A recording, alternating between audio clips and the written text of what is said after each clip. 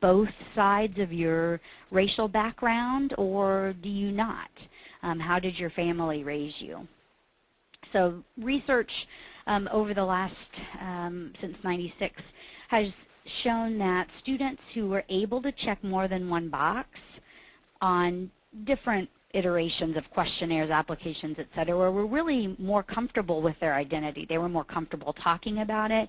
They probably were more likely to identify as multiracial or mixed. They had more of an opportunity to actually talk about it. Sometimes they may experience a lack of empathy from their parents. Sometimes we can go back to that single-parent home, perhaps raised in a specific racial culture background of that parent who's in the household.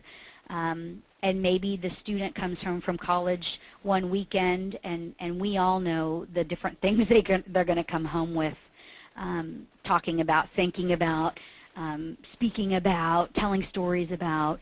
And sometimes they may experience a lack of empathy, not just in single-parent homes, in lots of different families. You know, when they go meet cousins, or they get together family gatherings and those types of things, that's always something that I experienced growing up, especially growing up in a white family. My sister and I were the black kids. We were the kids of color in our entire family, and everybody knew who we were. Of course they did. So, but how much students knew about their racial backgrounds can affect how they relate to others. If they didn't know a lot about their backgrounds, we're seeing more and more students taking classes around race topics, African American history, Asian history, Latinos in America, those types of courses. We're seeing more multiracial students wanting to really explore their identities further. So Kristen Wren, who is one of the first researchers in the early 90s, she really dove into multiraciality, really started looking at racial identity specifically, and she was going to a couple of different campuses and collecting data on as many mixed students as she could find. And so she developed 5 patterns of identity development. So what she came up with were monoracial identity. So yes, I'm mixed, but I really identify with one specific racial background. I'm Asian. That's what I am. Multiple monoracial situational identities, and that's a mouthful, and we can come back to it in a second, but I'm half white and half Chinese. Usually the students will say, identify both of their backgrounds, and they will sometimes identify both or one before the other, depending on the situation. Multiracial identity, I'm biracial, I'm multiracial, I'm mixed, whatever word that I'm Hapa, whatever they determine they want to say. Extraracial identity, these are students who reject all categories. A lot of students in this category were coming out of those history of a race in America type of courses, or really delving into their culture, meeting different students, talking about race, doing those types of things, and deciding, you know what, I don't check any box. I'm extra racial. I don't identify as anything. Situational.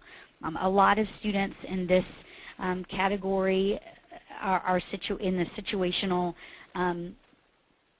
situation, I guess. They choose based on where they are, what they're doing, who they're interacting with.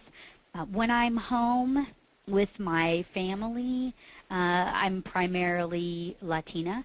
When I come to my sorority on campus, then I'm white, or maybe I'm doing something in a specific student organization, and this is how I show up as a specific identity.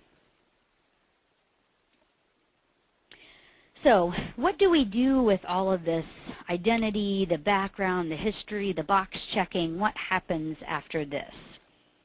Well, what we know is campus space is a big issue.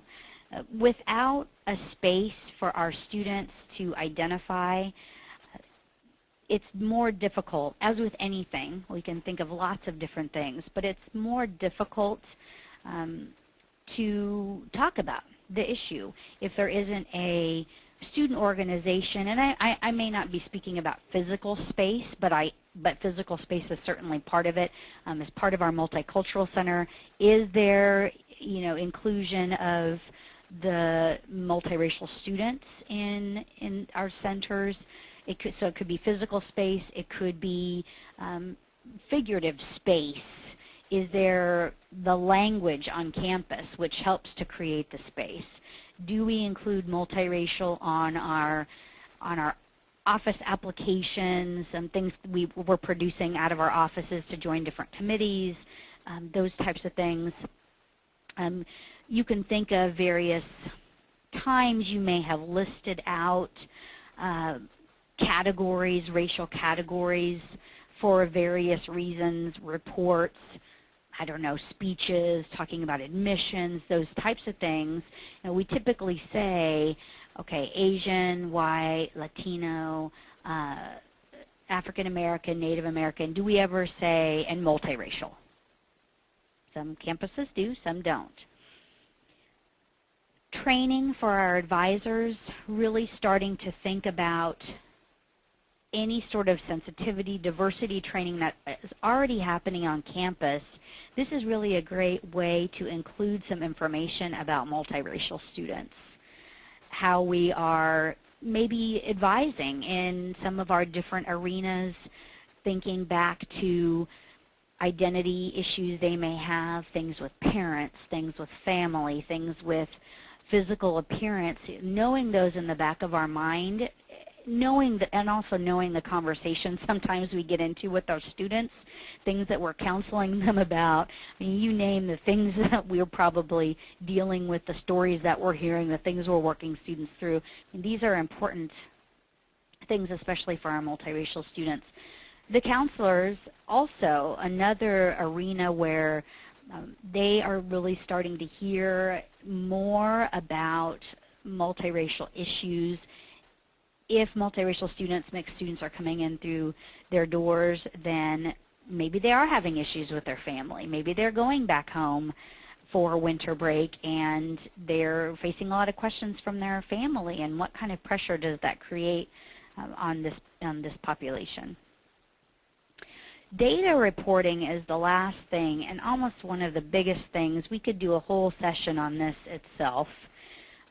What we know for sure is that I mentioned the 2007 federal guidelines that said campuses need to start counting students differently.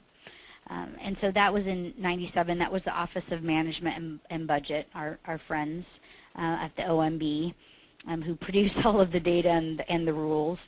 But they really started looking at how statistics are gathered and how they're reported to the federal government. There's a lot of campuses, for various reasons, report their data, of course, to different entities, government-wise, et cetera. And so the government said we need to start counting students differently. And so just like the census, if you've seen it recently, there are 2 questions that they recommend are asked. One, is the person Hispanic or Latino? That's an ethnicity question, since Hispanic, Latino is considered an ethnic background and not a racial background. Then the second question is select more than one race. So then you list out how you might have students check that box. How to collect that data is something I know we're dealing with on our campus right now, and we're not ready for fall. I know that we're still trying to figure out how do we count students when they are in those multiple categories, or they're creating a category unto themselves with different races collapsed inside that, just from an Excel sheet, thought process, or how you capture all of that, especially for large campuses, but really for all of us. it is a huge conversation on our campus right now, is how are we going to do that? Do we collapse people back down? And if you do, where do you put them? How do you do that? And is that